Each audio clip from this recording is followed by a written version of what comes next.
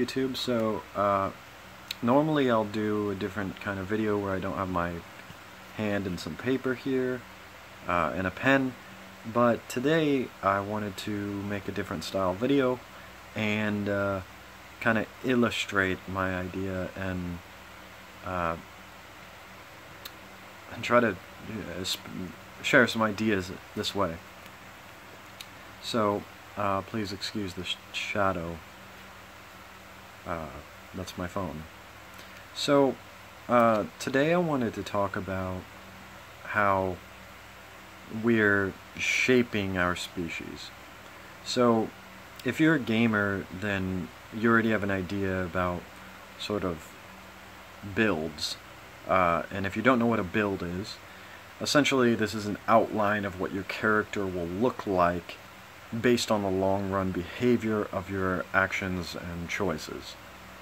So, and it's kind of a top-down sort of thing. So, let's say you want to build, here's a good example. You want to build a wizard, okay?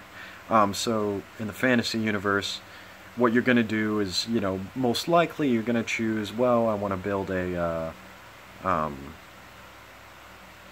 kind of fire wizard. So what you're going to do is at the very end you're going to spec into fire mastery, which gives all of your fire spells additional damage, right, or something like this, and that you're going to pick up fireball, and you're going to pick up explosion, and you're going to, you know, pick all these fire spells as you go along, but ultimately at the very end you're definitely going to spec into fire mastery. Or maybe you do want to make a wizard, but you want it to be an illusionist. So you know at the very end you're going to pick up illusion mastery, and along the way you're going to pick these illusion spells. You're going to get high charisma because that makes all your illusion spells more effective. So essentially what a build is it's top down. You're choosing your long run behavior before you're even at level 1. So let's get into this then. So long run behavior of a human species. Normally, we don't look at things in these terms. Normally, what people do is they think about politics, they think about personal choices, they think about their religion and other banal human things. So, I'm actually going what you call meta on a species. So, when looking at a build of our species, we have to sort of look into the future, where we're talking about long-run behavior. That doesn't mean what you're going to do tomorrow. It doesn't mean what you're going to do in the next year. That doesn't mean what you're going to do in the next 10 years. It doesn't mean what you're going to do with your entire life. It means looking at multiple lifetimes, looking 10,000 years into the future, okay? So, you know, what is our species going to look like 10,000 years into the future? We don't know, but if gaming has taught me anything, it's that we should plan for what we want to see. Because if you've ever played competitive or PvP style games, you fully understand that if you just go into this blind and you made no plans at all, long run you're gonna get fucking annihilated. So our species, what do we think is going to be our greatest form? So I would actually, so there's something that goes into this that doesn't go into this when you're gaming, and that's ethics. So how I would look at this is I would ask the question, because in long run behavior, I'm gonna do my first doodle here. You got a planet or a realm if you're a flat earther, which is maybe a circle, maybe it's a square, I don't know. Whatever you think it is. Whatever you think it is that we live on. Flat earth or a planet. So eventually something's going to happen, and that something is something's going to come from outside into our area, and it's going to be here eventually. As a matter of time, it is inevitable, unless of course we just go extinct and never have to deal with this. But let's not plan to go extinct, right? So the question that I would ask is, what don't you want landing in our realm or on our planet? What don't you want coming in? Well, I'll tell you, I don't want a carnivorous alien invading my realm or planet. Of course, people who haven't really thought about this very much don't know why that's a problem. Well, I'll tell you the answer, of course. It's because if we have, say, the carnivorous mantid aliens move into our space. And they are hungry. What reason do they have to not eat you? Now, maybe you enjoy the idea of Starship Troopers, and you want to shoot up some aliens, alien bugs or something, and in this case it might be fun for you.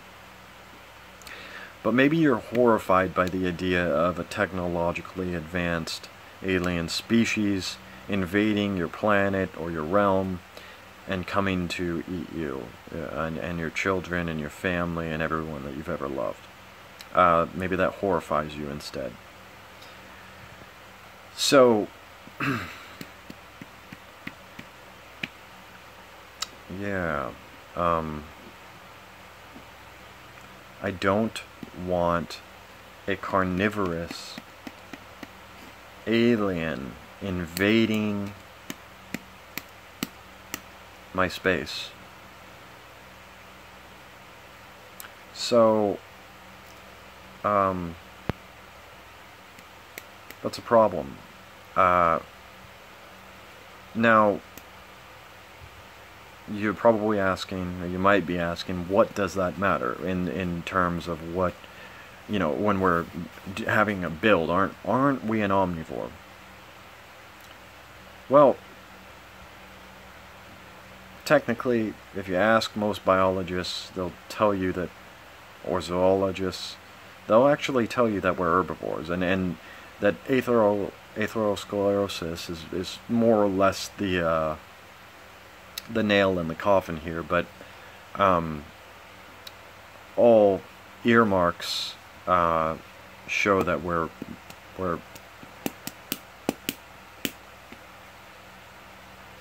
herbivores. And if you don't believe that, because we got these canines. What am I drawing?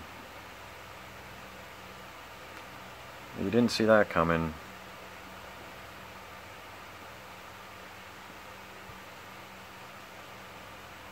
It's a hippo. It's not a snake. And they do have giant, gnarly teeth. And they are herbivores. The reason they have these is for defense. And in spite of what your local MMA gym might tell you, the most effective strategy to fighting as a human is to bite someone on the neck, virtually putting them in shock, and yeah, it's death close after that point. So, but you're not going to bring that to a martial arts sport. If you kill your opponent, you go to jail. We're omnivores, or we're herbivores. And are we always going to be herbivores? Well, here's the thing. As we go along, a good way to put it would be we a little bit have a choice here. Given a long enough, you know, if we're here, and this is herbivore, technically it's herbivore, and you know, this is carnivore, and this is continuing on herbivore, and this is omnivore. On a long enough timeline, if we continue to sort of eat meat, like let's say that people just decide to start eating meat, on a long enough timeline, even though we're technically herbivores, we're moving closer and closer. You know, eventually we hit omnivore status, and you do it long enough, and we find ourselves on carnivory. Suddenly we've become a carnivorous species over time. Is that a good thing?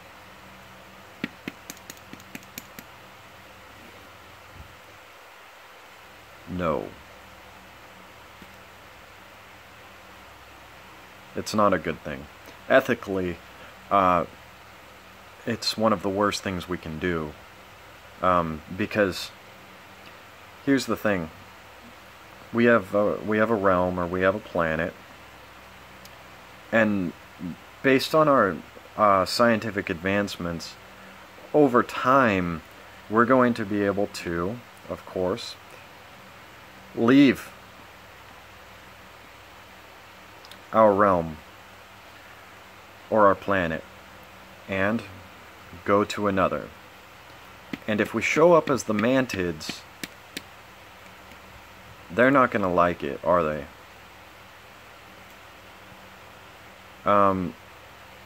So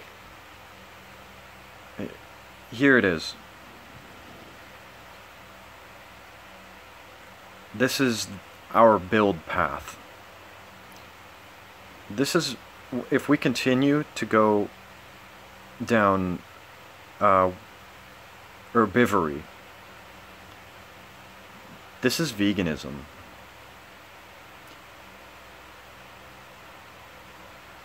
So we can choose to be vegan, or we can just try eating everything omnivory. Now,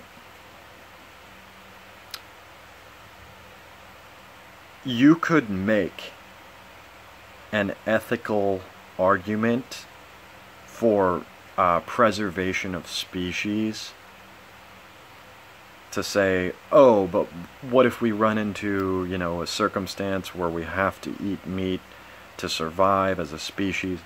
You could make an ethical argument for omnivory, maybe. I would say that, again, maybe not as bad as the mantids, but you still might show up here and try to eat all the denizens of this realm or planet. And here's the thing. Do you want the mantid that also eats broccoli coming to your planet or your realm? There's a chance, if you're omnivorous, or if they're omnivorous, that they're still going to eat you and your family. Do you want them showing up to your planet or your realm? No. And here's the thing.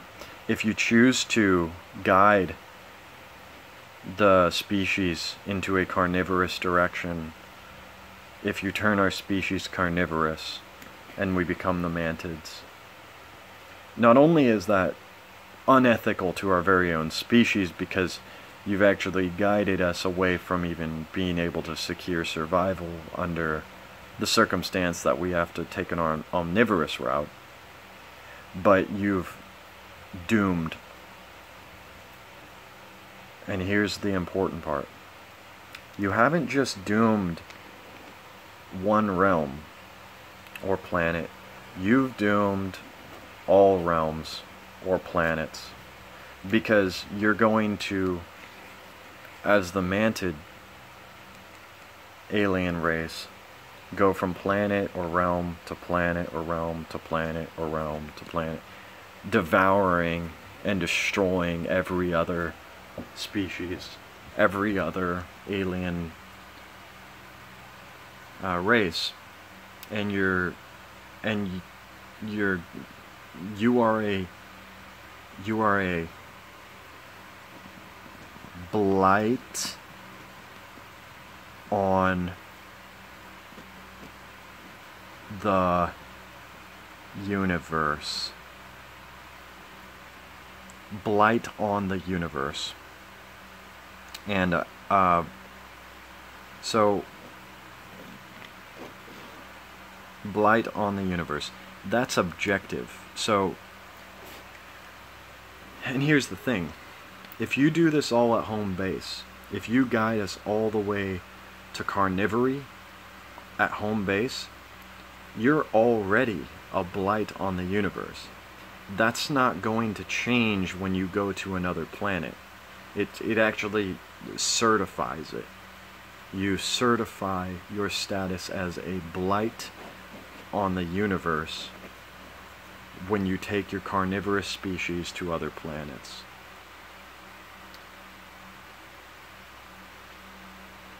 So, all of these people who are participating in the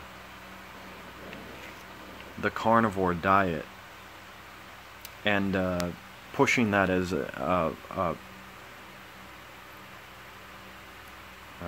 viable choice,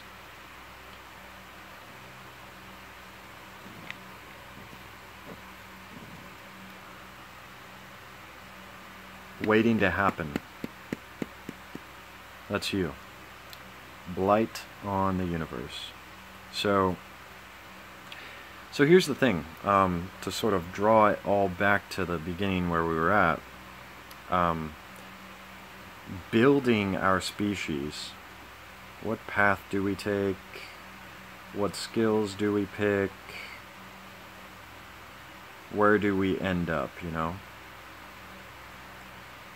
So you can go here, you can go there. We're choosing how to build our species. And we do have three choices here. We have the omnivore option, we have the carnivore option, and we have the herbivore option. And we know where each of them land us. And the reason why we can tell if it's good or bad is because we get to look at what we would want coming to our planet or realm. What do we want coming to our planet or realm?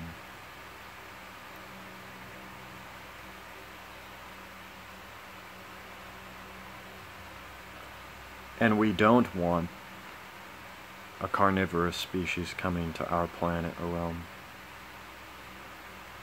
We do want an herbivorous species or planet coming to our realm, if any are coming to our realm at all, because we don't want our family and friends and loved ones to be eaten alive by carnivorous aliens.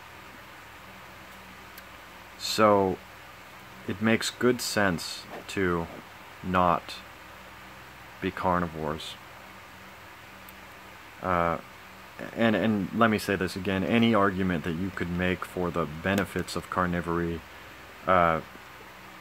omnivory has it beaten 100% of the time. But again, the flaw with omnivory is we still don't want this coming to our realm. An omnivorous species would still potentially see us as food, and that's no bueno. What we do want, if any alien species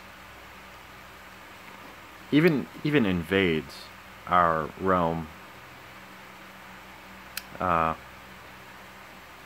is a herbivorous one, because we can always make more food like that, and it doesn't hurt anyone.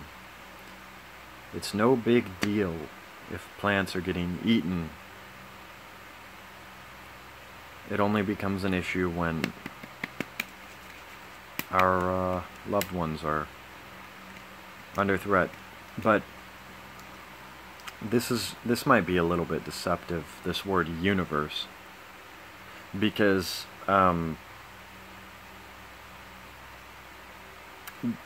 it implies material more than anything, but maybe the word that I should actually use is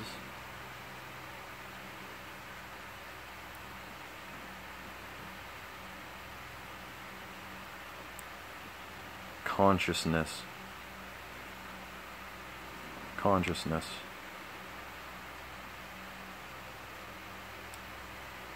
Blight on the consciousness. And that's not a mistake. I'm saying that intentionally. Now, the reason why I say the consciousness is it doesn't matter. It doesn't matter if you break it into pieces. So, you know, you can say, oh, we've got these, you know, we've got 6 or 7 Beeble dupes. And they're all conscious.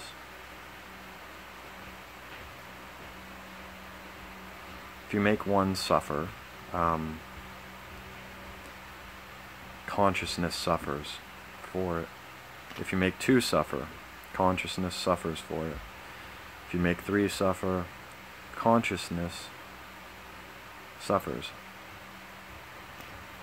It either is or may as well be monolithic, and therefore the is the proper article for consciousness. You might even say that we're all connected. So when you turn into a monstrous, carnivorous, consciousness harming alien invader, going from realm to realm or planet to planet, forcing suffering upon everything in the universe that you encounter, there's only one word that describes you.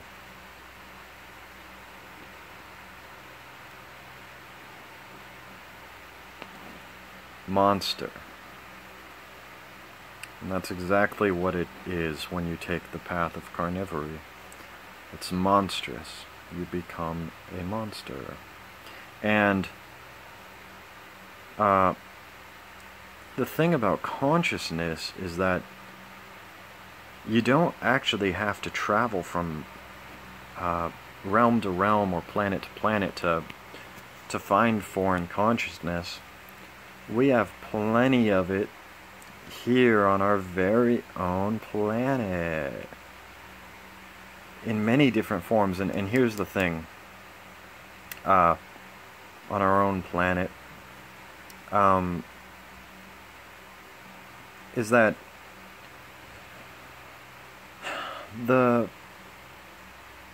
we've got 7 billion Deeble boops. 7.5 billion. Okay. And they're suffering to varying degrees, and of course what I mean is people in this case. But more importantly, they are nodes of consciousness. 7.5 billion. 7.5 billion nodes of consciousness. That's humans. Now, when you're talking about nodes of consciousness, you're not talking about people anymore, actually. So here's the thing. 100 billion farm animals are executed each year. That's chickens, cows, pigs, goats, etc. Farm animals,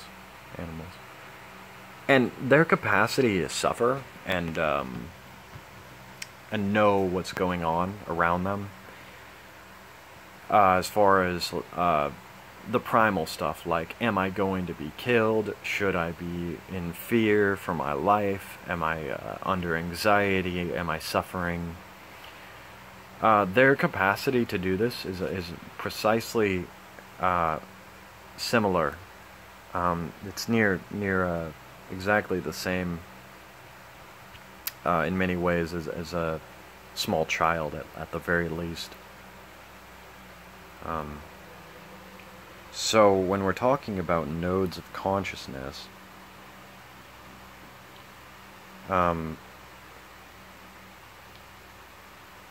we're basically saying that 7.5 billion arbitrarily chosen. And you might argue that it's not arbitrarily chosen, but I'm telling you it is, because nodes of consciousness.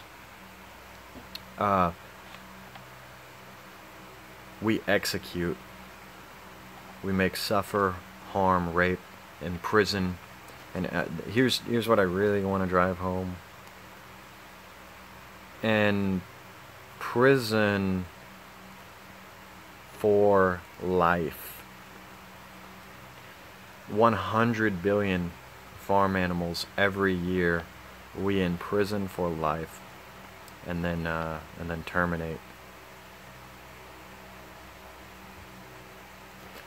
And you can imagine, it's basically, you know, cradle to grave, dragged away as a baby,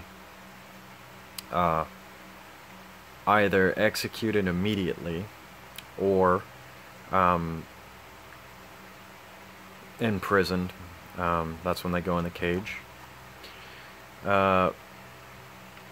And of course raped. You could call it artificially inseminated, or have your asshole fisted while they shove a tube in you to get you pregnant. Imprisoned in a cage. Further, while you get milk sucked out of you. So that's when it goes from merely torture to torture plus exploitation and rape.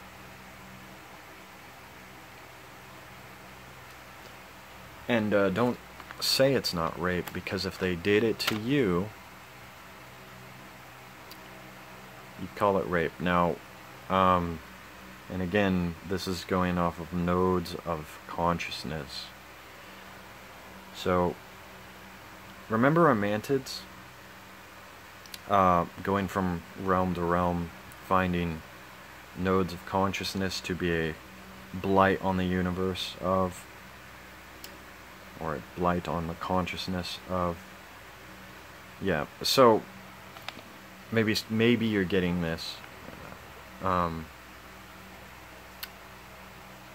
Carnivore. So, and remember, all of this, we're building our character, or building our species, right? This is a build for our species. So we are, as a species, at our current point, doing all of this to 100 billion nodes of consciousness every year. Every year, 100 billion. Every year. Now, it doesn't really matter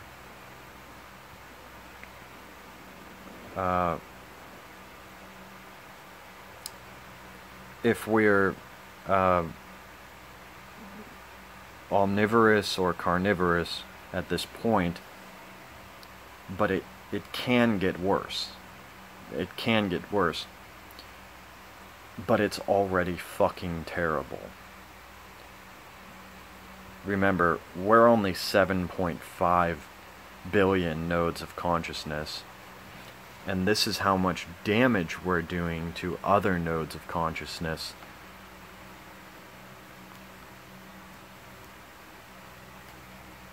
Okay, so let's do one generation. So what does that look like? What does that look like? One generation. We could say 100 years, so 100 times 100.